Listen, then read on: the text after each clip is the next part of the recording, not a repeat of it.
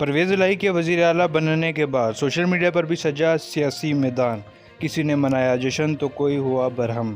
Supreme court کے فیصلے کے بعد جب پی ٹی آئی اور نون لیگ کے کارکنان آمنے سامنے آئے تو کئی نامور برانڈز اور آن لائن ایپس کی بھی شامت آئی۔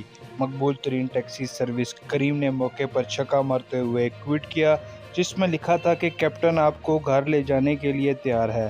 ان کے ٹویٹ کی ٹائمنگ اور موقع کی مناسبت سے صارفین نے اسے سیاسی رنگ دیا تو ایک صارف نے سوال کیا کہ کیپٹن صفدر کی بات تو نہیں کر رہے، جس پر کریم نے بس یہی وضاحت دی کہ کیپٹن کیپٹن ہوتا ہے۔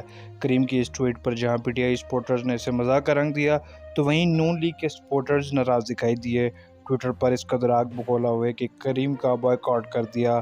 رات گئے جاری اس مہم میں اب تک 7,500 سے بھی زیادہ صارفین نے ٹویٹ کیا۔ جہاں کچھ صارفین کریم کو ان انسٹال کر رہے ہیں تو وہیں کچھ بنا مطلب کے انسٹال کر رہے ہیں۔ تو کچھ باشعور صارفین نے برانڈز کو غیر جانبدار رہنے کا کہا۔ ان کا کہنا تھا کہ برانڈز کو سیاست سے دور رہنا چاہیے، ان کو اس بات سے کوئی سروکار نہیں ہونا چاہیے کہ ان کے صارف کس سیاسی جماعت کے حمایتی ہیں۔